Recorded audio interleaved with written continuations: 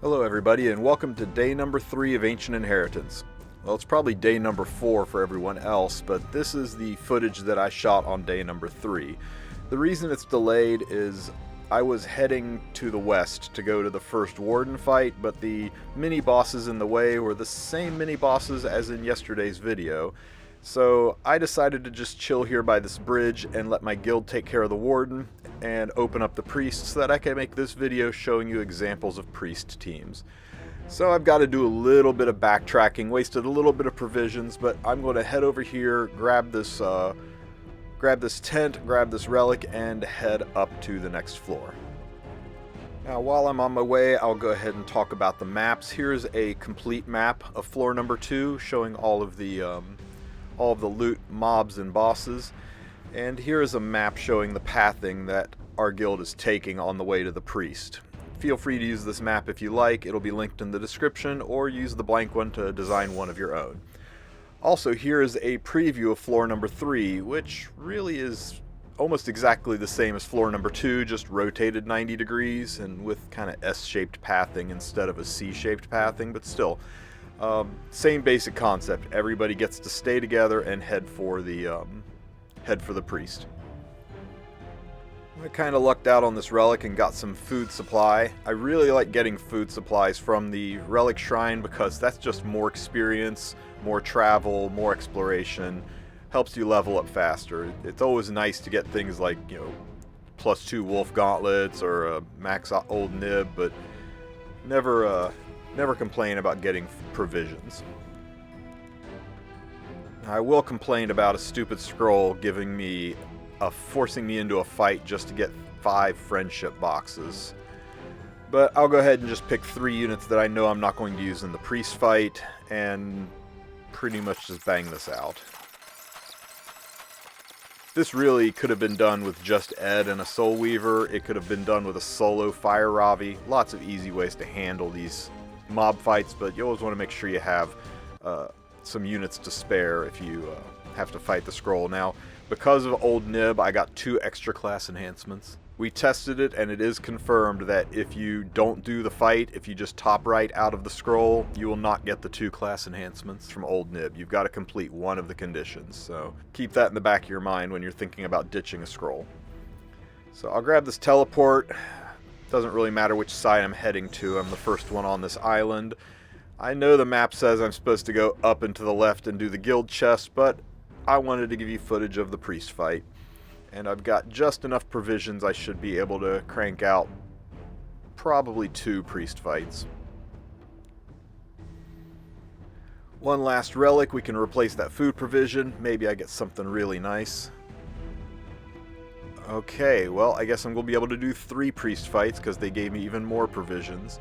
I thought about taking the Sacred Charm, but it's only a +1, and it's going to get replaced with a +2 one later anyway, I hope, so I'm going to take the provisions so I can do more than a couple of fights.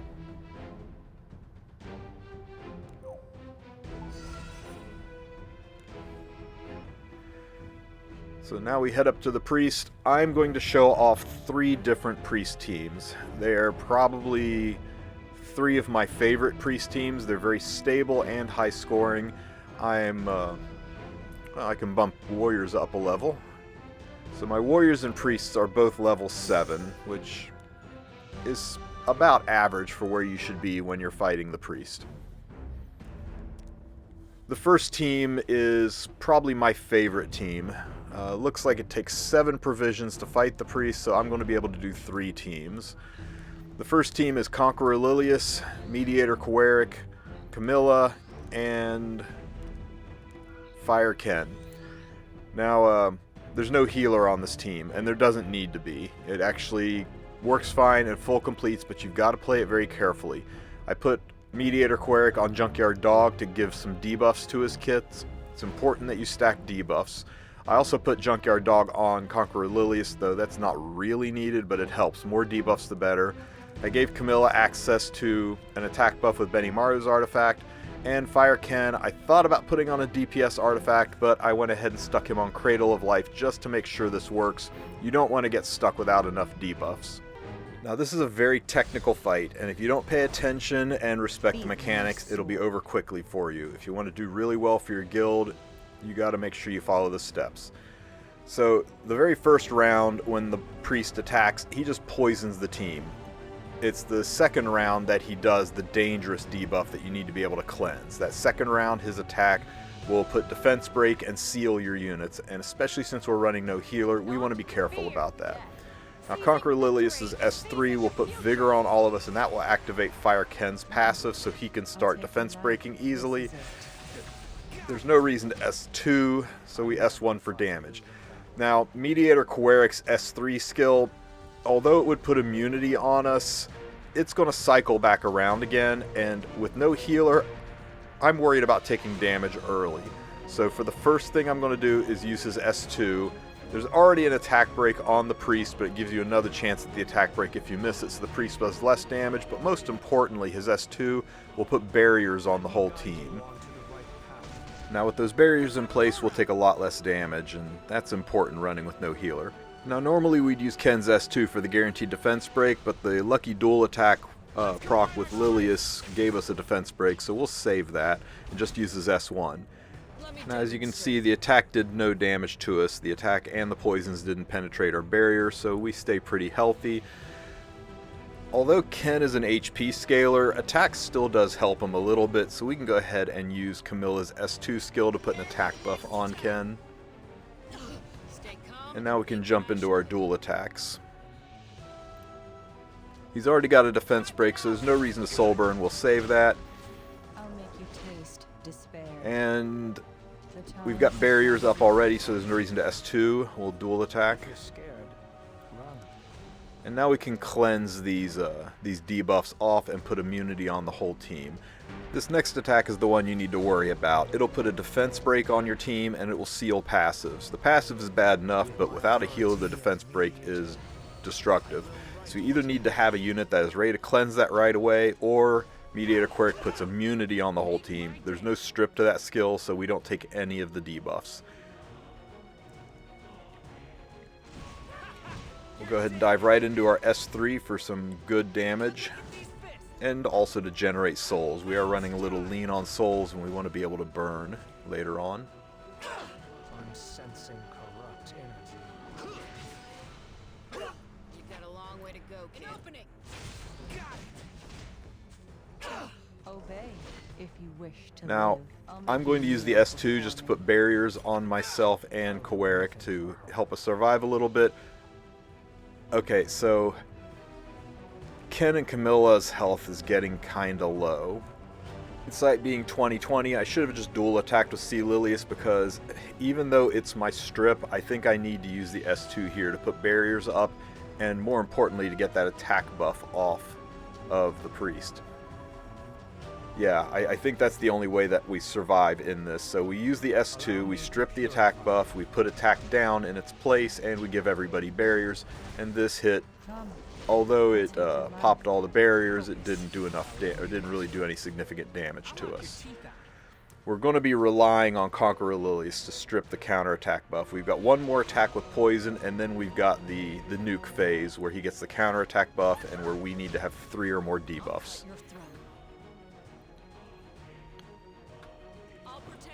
Since I've got no dual attack, I'll use the S3 for souls and more damage.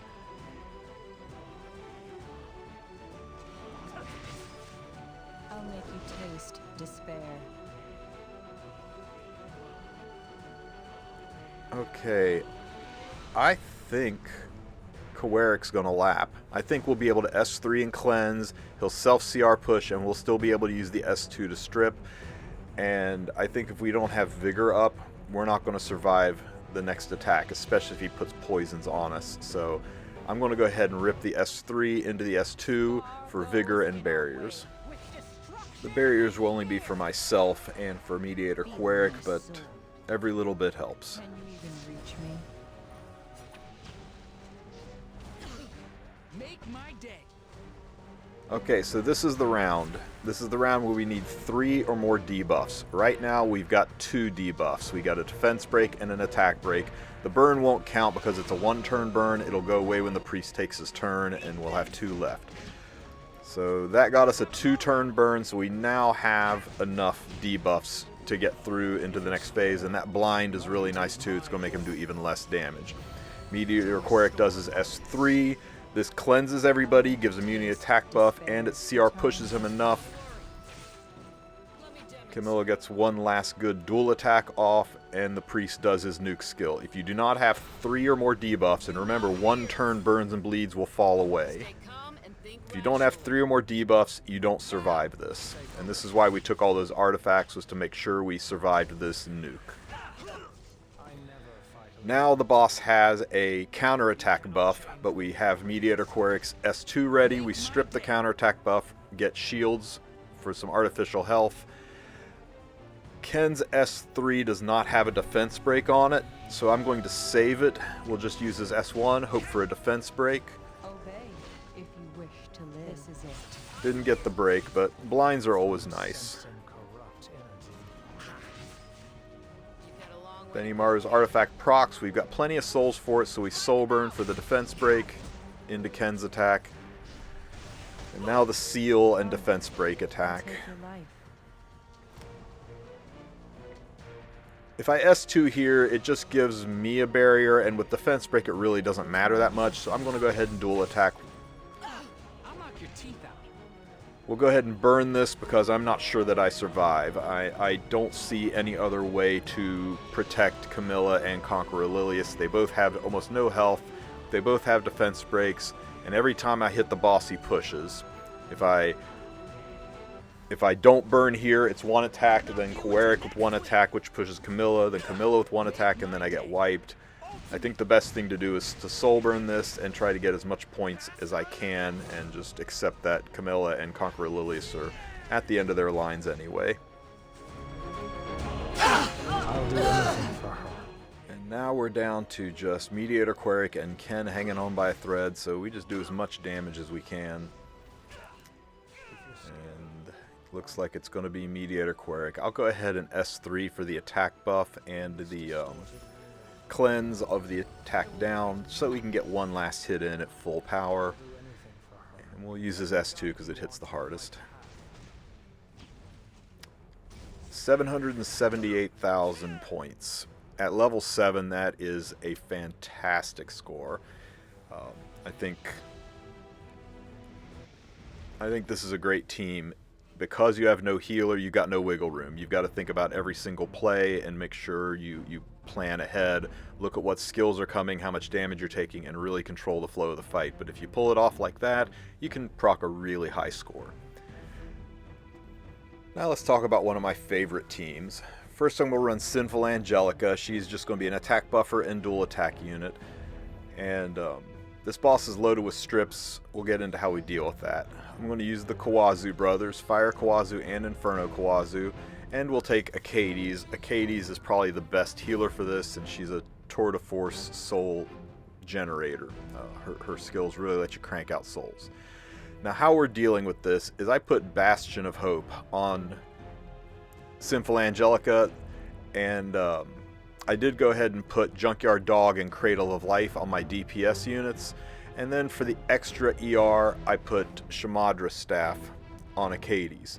I get 20 ER from Shamadra Staff, and I get 50 to 70 ER depending on how far into the fight we are on Bastion.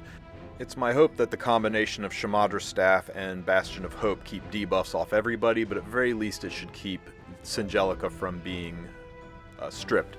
I looked at all of the skills and I didn't see the words ignore ER anywhere in the kit, so it should work. Now, I'm sure I had a reason for not using her S3 here, but I can't quite think of what it was. I really should have just ripped it and given an attack buff to the Kawazu brothers. Maybe I was worried about it being stripped, or maybe I just wanted the attack down debuff, but for whatever reason I sat on that, so I don't have an attack buff here. Now, Inferno Kawazu needs his S3 on round number 6, round number 5. You want to be able to strip this counterattack buff, and he can do that with his S3, but that's several rounds away, and this is only a 4-turn cooldown, so I'm going to go ahead and use it. I don't want to use it anywhere else because it'll detonate the burn, so it's a good place to use it just for some damage and to build some souls. Would have hit a chunk harder if I had had attack buff. Now the instinct here is to go straight into her healing rotation, build souls and all that, but look at the position of the priest. If I attack the priest with an S1, he'll push ahead of Kawazu, and then Kawazu can defense break, and that'll give me extra time with the defense break. So after Akadi's S1, the priest pushes up, attacks, activates Inferno Kawazu, and his S3 skill has a defense break on it, as well as a heal block. That'll rotate around in time for round 5, so I'll go ahead and use it now and get a defense break. There it is.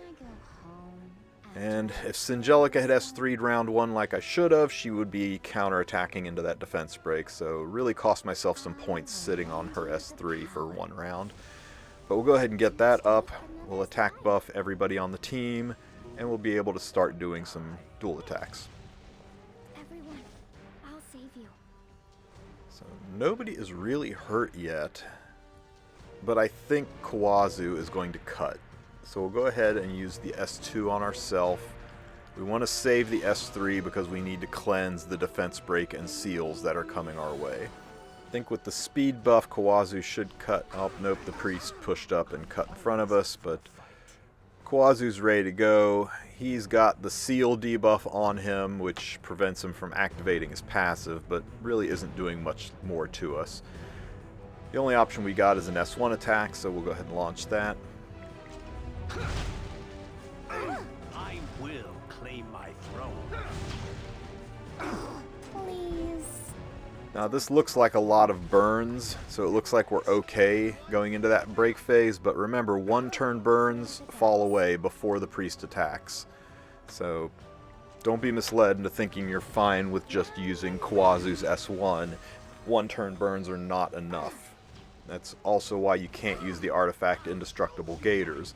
Although it's a more reliable way to put burns than Junkyard Dog, the burns are 1 turn.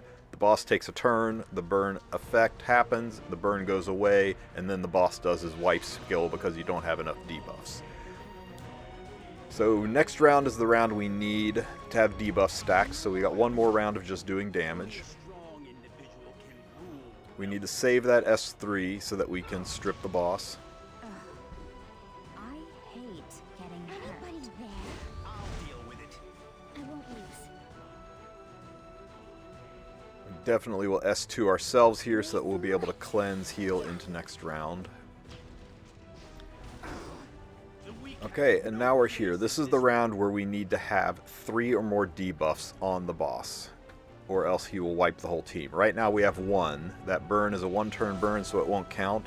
I'm going to soul burn Kawazu. We only got single round burn, so we still only have 1 debuff. So hopefully we get something with this next hit. Okay, Junkyard Dog procced. We got a 2-turn burn, so we now have 2 debuffs. We need 1 more debuff to survive this. Singelica has an attack break on her S1. We'll hope that that procs. There, we got it. So now we have 3 debuffs. We got the break, a 2-turn burn, and an attack buff, or attack break, so we will be able to survive the nuke phase. Fire Kawazu can do his attack. Probably we'll get some more debuffs here. Actually, we didn't. We got nothing. Nothing procced on Kawazu. So we're lucky all of those debuffs hit. That takes us into this phase. The boss attacks, activating Vigor on Inferno Kawazu, which gives us a guaranteed strip. His S3 ignores ER when he has Vigor on.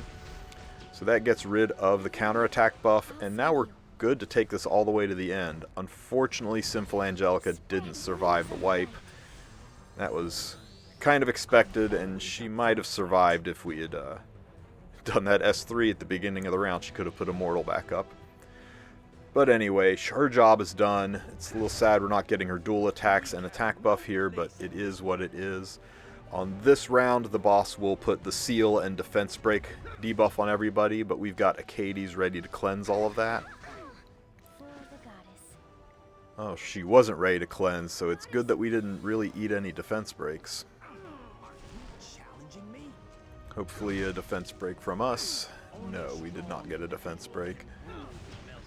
So we're doing kind of disappointing damage here at the end. I won't lose. And Kawazu is down. There's no real reason to soul burn this. His next attack is a wipe. We can't survive it no matter what. It's the last attack, so we'll just use a regular S3. Maybe we can burn Kawazu. No, I don't think he's going to lap, so we'll just use the S3. And that will probably be the last hit. Oh no, Katie gets one more hit in. Dual attack? Can we get a dual attack? So this team took us all the way to the end. I think if I had S3'd Singelica at the start, we probably would have gotten a little bit higher score, but that was about 450k, which pales in comparison to the prior team, but it's still a 500,000 damage team. Totally worth doing. Now there is a fantastic team that involves Sigrid, Ainos, Emilia, and Kitty Clarissa. However, you don't want to use this team until the priest is below 75% health if you have the correct EE, or 50% health if you have the other EEs. Without that extra swipe from Sigrid, this team's damage just isn't where it should be. So because I don't have the damage that low yet, I'm going to try a third different team. For this one, I'm going to run Destina. She's got similar pushes to Emilia. And she's a stronger healer, but I'm going to run Mui for an attack buff source. Normally you need Emilia for your attack buff, but with Mui we've got attack buffs, we got bleeds, we got a dual attack. She's really stacked for this. I put her on Junkyard Dog for extra debuffs. I'm running Kitty Clarissa on Cradle of Life for debuffs, and Luna. I think this was a mistake. I went ahead and put her on Jacko's Symbol for damage.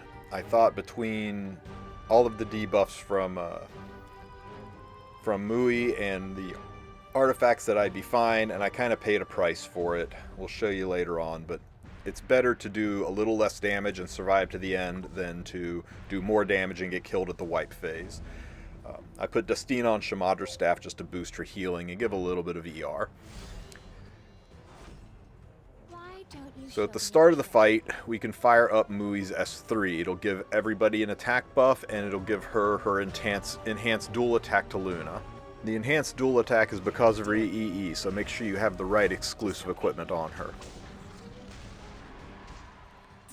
Now because Luna already has the enhanced dual attack, she will dual attack with Kitty if Kitty just S1s. So I'm going to save her cleanse and just do an S1 and get that dual attack with Luna.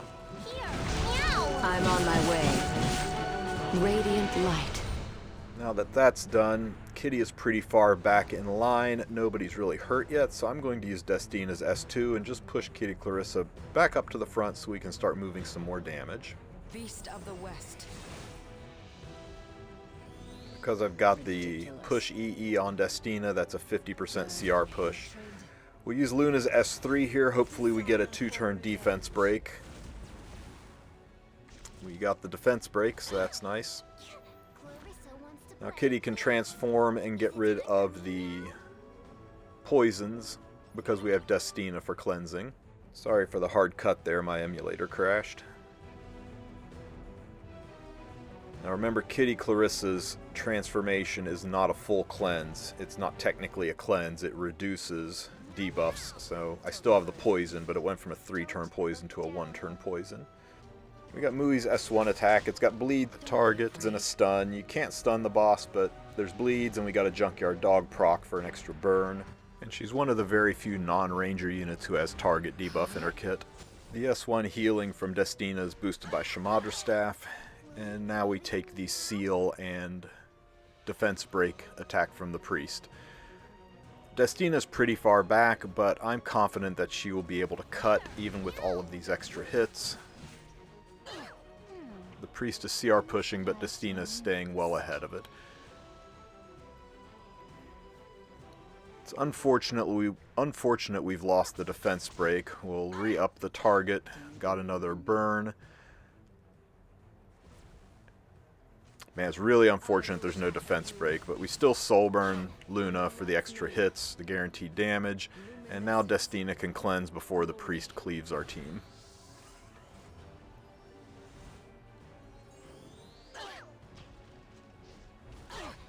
I'll do what I want. Meow. Oh man, we got the attack down on both of our DPS units. That's lovely. I'm on my way. So some weak sauce damage.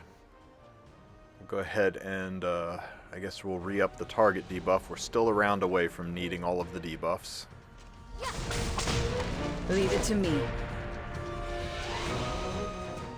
There's no defense break, and defense break is a 2-turn debuff. It'll persist into the next round, so yeah, we S3 here. We hope we get the defense break. Okay, great. We got the defense break, so we're in pretty good position now. We just need 2 more debuffs in the next 2 rounds, and we should be good. Now, I thought about pushing Luna, but I was really worried that Mui wouldn't get another turn inside of the boss phase. I was really hoping that Mui would be able to be pushed up, but the boss would cut, and then I'd get 2 attacks with Mui. But unfortunately, the push was so strong the boss didn't cut. So hopefully Junkyard Dog procs and I get a 2-turn burn here. Actually, it won't matter, because the burn's going to fall away. Sad these 2 bleeds are somewhat wasted because they'll fall away before the boss does his wipe attack. But may as well go ahead and use it. Do you need to be taught a lesson? Wow. Both bleeds got resisted. Double 15%. Not that they really mattered, but we need 2 more debuffs. So I'm going to transform Kitty. I gotta save her S2. Her S2 is my only way to cleanse the counter buff, so hopefully I get a Cradle of Life proc and maybe a dual attack. Well, Luna doesn't have a debuffing artifact because I decided to go damage. Okay, go Kitty go. I did not get a debuff off Cradle of Life. Okay, so I need the target debuff and Junkyard Dog to proc. I don't want to do that. I need the debuff. So I got 75% chance to target and 100% or a 76% chance for... I got the target, but Cradle... Oh, she's not on Cradle. She's on Junkyard Dog. So I'm kind of boned.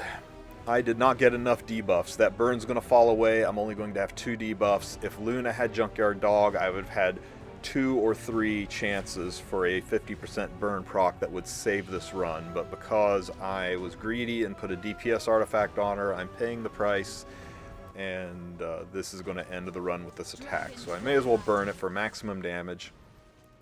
Man, this team was destined to do really, really good damage. So take a lesson from me on this one. Don't get greedy. Put the debuff artifacts on your units to make sure that you can carry past this phase, because RNG is a harsh mistress.